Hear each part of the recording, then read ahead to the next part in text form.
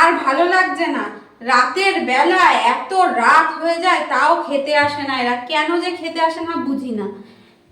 মানে এই কষ্ট করে রান্না করব, আবার তাদেরকে আদরে সোহাগে এই আসরে আসরে কেউ আসবে না খেতে, খুব মানে সমস্যা। এই যে রাতে হয়েছে একেবারে পাতলা খিচুড়ি, এই যে খিচুড়ি হয়েছে,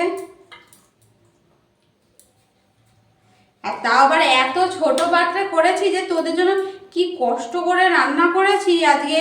কারণ হচ্ছে এই খিচুড়িটা আমাদের সেই কবেকার ডাল আমি জানি না, ভগবানকে দিতে পারবো না, সেই জন্য করে রেখেছি। আর এইদিকে দেখো হয়েছে হচ্ছে ভাজা বেগুনের, ভাজা বলতে বেগুনের বেগুনি হয়েছে, আমি একটাই নেব। আর হয়েছে আলু হয়েছে, না বই কেন, আলু চপ হয়েছে।